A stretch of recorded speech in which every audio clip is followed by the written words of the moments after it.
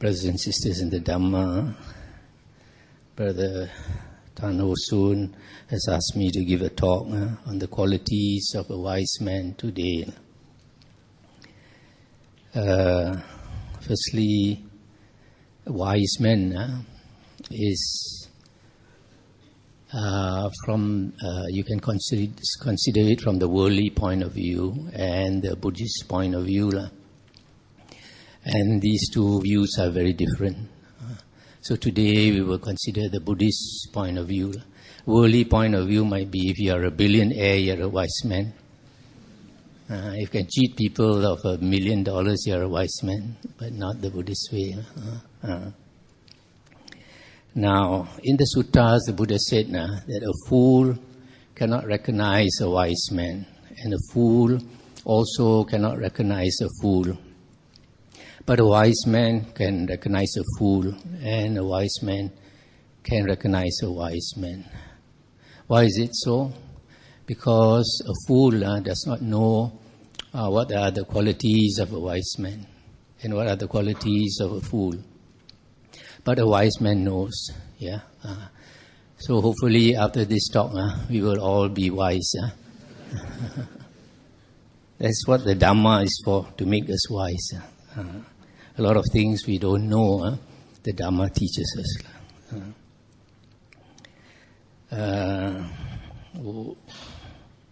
In the Mangala Sutta, it is stated, Asevana cha balanang pandita nancha sevana puja cha pujaniyanang etam mangalamuttamang. Not to associate with fools, to associate with the wise. To honor those worthy of honor, this is the highest blessing.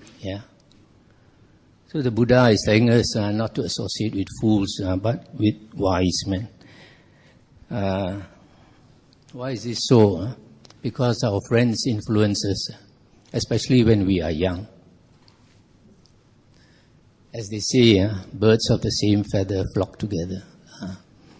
There is a doctor who told me he has several brothers, and two of his brothers are drug addicts.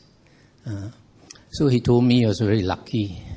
His peers showed him the way. So today he's a successful doctor, whereas two of his brothers became drug addicts. So peers are very important. Elders who advise us, who lead us, our teachers, our elders. In the Majjhima Nikaya, Sutta 129, there is a sutta called Bala Pandita Sutta, Fools and Wise Men. This is a sutta that talks a lot about fools and wise men. And there the Buddha said, a fool is recognized by three things, and a wise man is recognized by three things. A wise man thinks good thoughts, speaks good words, and does good deeds, whereas a fool does evil thoughts, evil words, and evil deeds. Good thoughts are wholesome thoughts, compassionate thoughts, kind thoughts. Thinking good about other people, not thinking to harm other people. And then good words are beneficial words, words that help other people. For example, the Dhamma.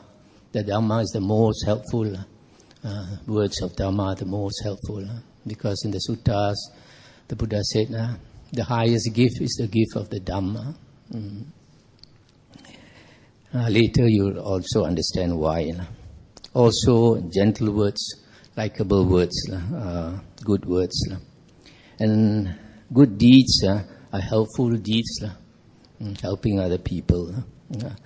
These three things, thoughts, words, and actions or deeds, are the three karmas. And these three karmas, you can consider there are 10 things in there. Concerning the body, you can do evil with your body in 3 ways. That is to kill, to steal, and to engage in sexual misconduct. That is 3 evil body karmas. So the reverse is the 3 good karmas. You don't kill, you don't steal, you don't engage in sexual misconduct. And then the 4 evil verbal karmas are lying, divisive talk. That means, say like being a batu api you listen to A talking bad about B, and then another day you tell B, A said this and this and this. So you cause people to quarrel and all that. So you divide people. That is the second type of evil speech. The third is coarse speech, vulgar speech, Gong Chao Hua. So this is the third one. And then the 4th one is idle gossip, talking too much, cakap banyak. So wasting time. Time is very precious, especially as we are getting older.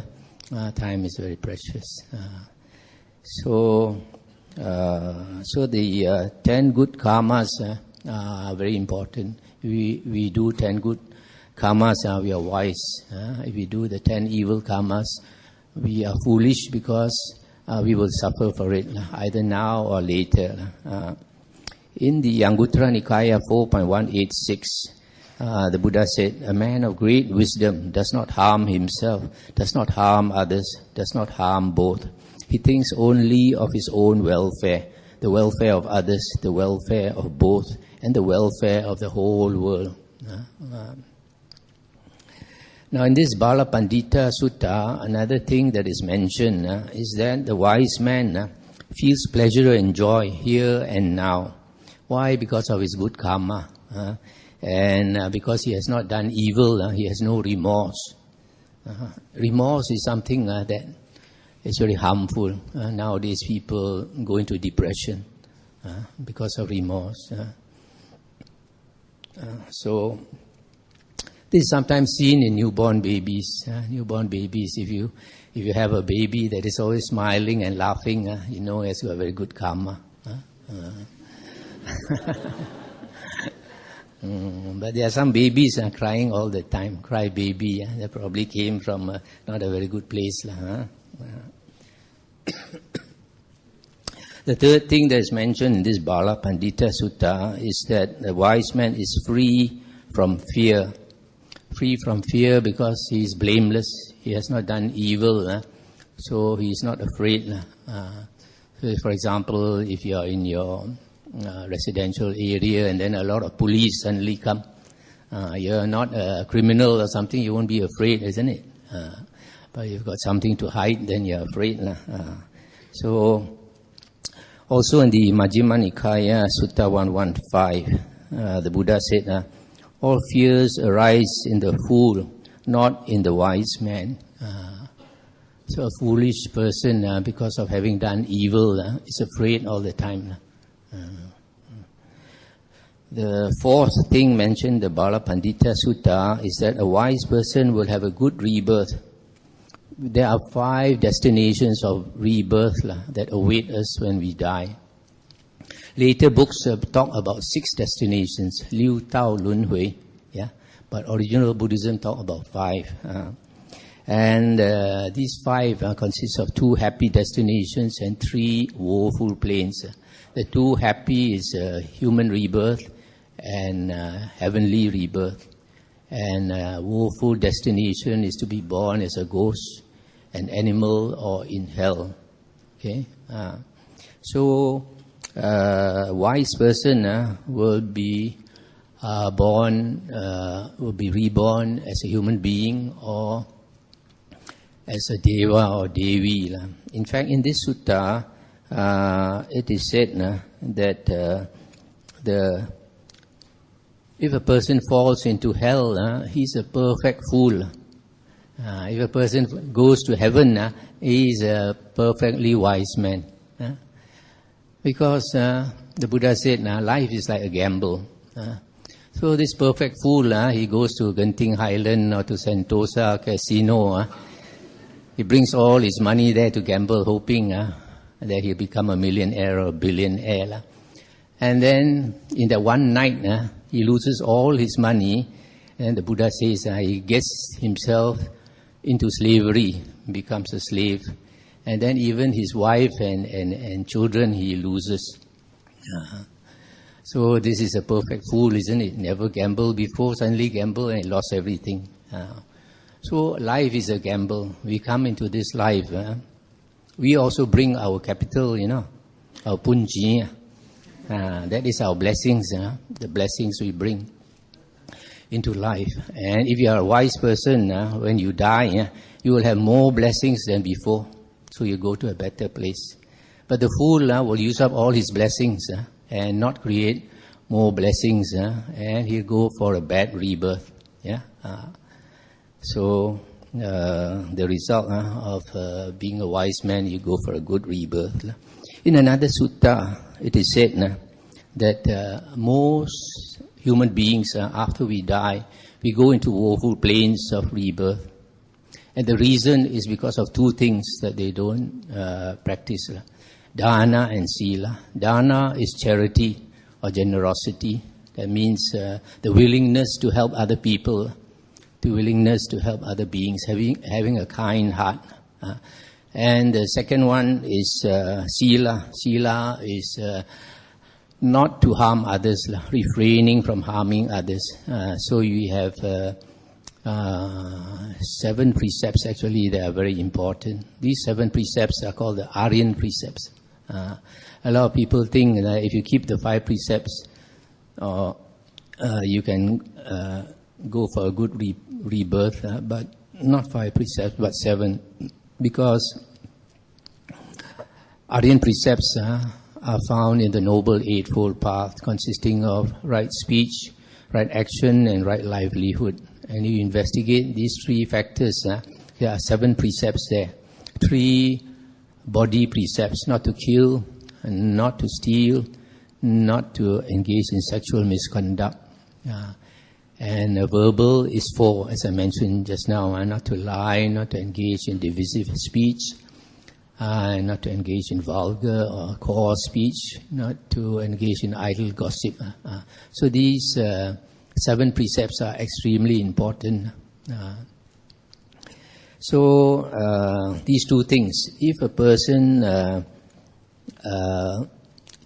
does these 2 things, charity and uphold the 7 precepts to a lesser degree, you will be reborn as a human being with not so good karma, not so lucky. If you keep these 2 things to a medium degree, you'll be born as a human being with a medium, medium level of livelihood. If you do these 2 things to a higher degree, you'll be born with a lot of good luck. So dana and sila is a very basic, very basic. If you want to go to heaven, then bhavana, siu heng, siu sing is also needed, because siu sing, siu heng basically is siu lui heng ui. This word bhavana means development, and a lot of people like to think that bhavana is meditation. Bhavana is not only meditation. Bhavana is development of your mind, development of your character. And it involves listening to the Buddha suttas, the Buddha's words, and then meditating to get the strength of mind to do what you should do and not to do what you should not do. And then the third thing is to observe your maoping, your maopeng, all your faults, all your bad habits, and change your bad habits.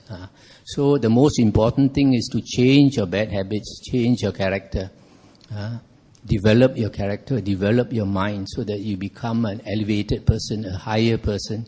Because the Buddha says, if you want to go to heaven, it's not by liam omitahut, The Buddha says, you want to go to heaven, right now you must change your character to be the character of a Deva or a Devi. Then only you are qualified to go to heaven. You cannot bribe heaven by saying Amitahut. So that is the way. Now, the fifth thing this Bala Pandita Sutta says is if you come back for a wise man, if you come back later as a human being, you'll be born into a high and wealthy family. It'll be good to look at, and you'll have a good life, well endowed. So these are the 5 things that a wise person gets. Just now we said a wise person does. He thinks good thoughts, he speaks good words, and he does good deeds. And the second characteristic is a wise man feels pleasure and joy here and now. The third, he is free from fear. The fourth, he has a good rebirth in the next life. And the fifth is when he comes back in future as a human rebirth, he'll be well endowed. Now there are the suttas that talk about the wise man. Anguttara Nikaya 2.99 says that a wise man carries his own burden, his own duties. He does not carry others' burdens. So when we go through life, all of us have our duties, our burden to perform. When we are young, we have to prepare to be a good adult. So our parents tell us that you must study well so that in future you have an easier life. So the foolish boy will not want to study, he wants to lepak. And then waste his time, mix with friends who smoke and all that. Then later he has to work as a coolie, do very hard work, and get very little money for it. So that is, and then when you are young, you have to learn to be obedient, to study, and all that. And then as you become an adult, you have worldly duties to do. Yeah, you have a family to take care of, either your own family or your siblings or your relatives, your parents, grandparents to take care of. These are the duties of an adult that you have to perform because you have received from your parents, you must give back. That's only fair, isn't it?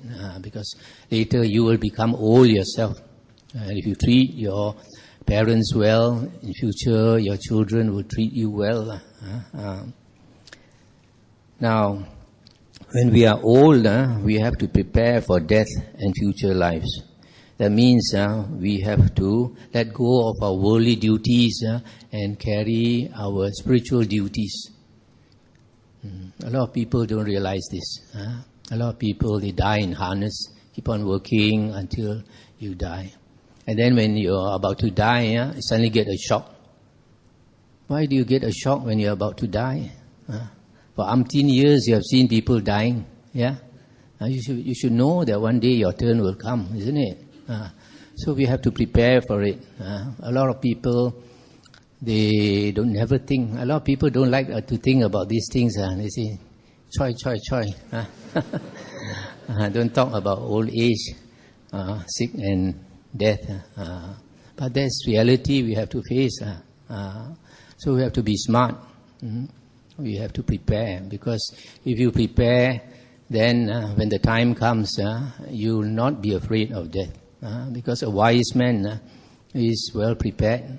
When death comes, he's not afraid. Anytime he's not afraid when death comes. So don't get too involved in worldly duties. There are some people, after taking care of so many children, they still want to take care of grandchildren.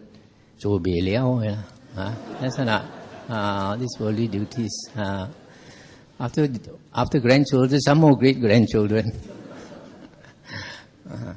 So it's very, very important to prepare, because to prepare yourself for future rebirth is not overnight. Something you can do overnight. It takes many years. Xiu Heng is to change your character, change your mind. That takes many years, at least 10 years. Yeah. Now another sutta, Anguttara Nikaya 4.115. There are 4 types of actions the Buddha mentioned. Pleasant but unbeneficial, and then pleasant and beneficial, and then unpleasant and unbeneficial, and unpleasant but beneficial. So the first one, pleasant but unbeneficial, a lot of worldly people will chase after, like going to karaoke, sexual misconduct, hunting, fishing. This is a worldly way to enjoy yourself as much as you can because it is pleasant. But the wise man will not do it because it is unbeneficial. In other words, it's harmful to you in the end. Yeah. So worldly people, kia ai lo si thao ti boi kho, yeah, xin tim hao fu, yeah. But people who are wise, will walk the way that is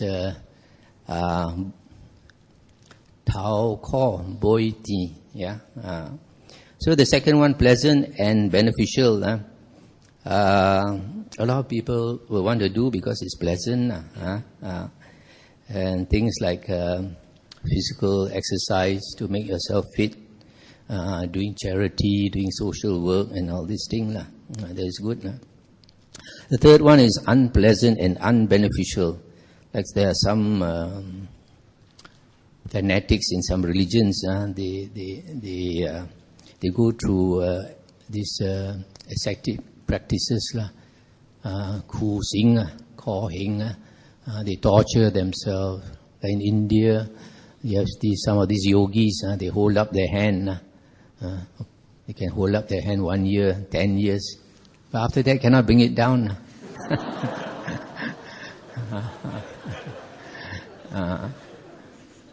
And then every day got pain.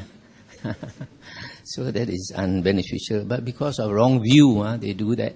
They think it's actually beneficial. So it's very pitiful. They're very sincere, but a bit bodoh. Now the last one is unpleasant but beneficial. For example, a student studying for exam. It's not very pleasant, but it's beneficial, so he has to do it. And then the spiritual path, especially to keep your sila, samadhi, panya, that is hard work. A lot of people won't walk that way, but because it is unpleasant. But a wise man, because he sees, even though it is unpleasant, it is beneficial, he will do it. So these are the 4 types of actions that distinguish a fool from a wise man. Now, there is an important sutta concerning karma in Anguttara Nikaya, I think 5.43. There the Buddha said, there are several things in the world that everybody wants. We want to be born beautiful. We want to be rich. We want to have a happy life. We want to have a long life. And after we pass away, we want to go to heaven. Everybody wants this, isn't it? But the Buddha said, these things that we want, we cannot get them by praying. We cannot get them by making vows.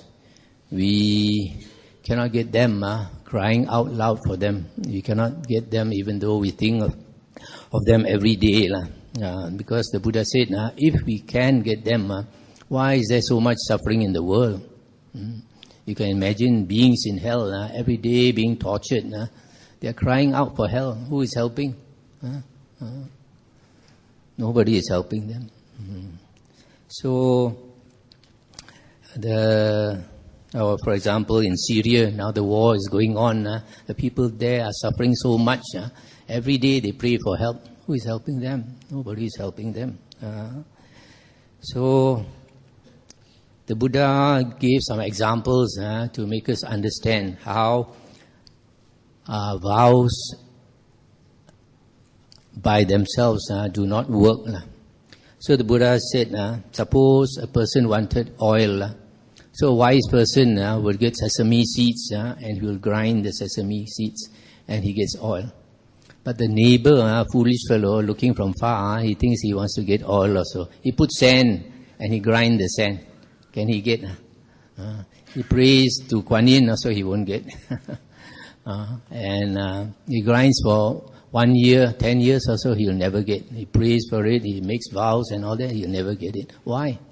Because he's doing the wrong thing. So the Buddha, that's why the Buddha said, vows alone does not get us what we want. We have to work for it and do things the right way, the smart way.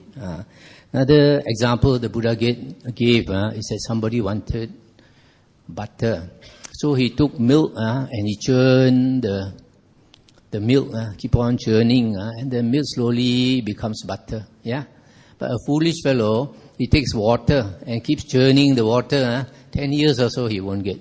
Yeah, so that's because he didn't do the right thing. So it is very important to do the right thing, and you can only do the right thing if you are taught the right way. The other thing I like to say is that the human life is very, very important, because in the human life, of all the 5 destinations of rebirth, we do the most karma in the human realm. Thao gao king, xiao tang, xiao sai.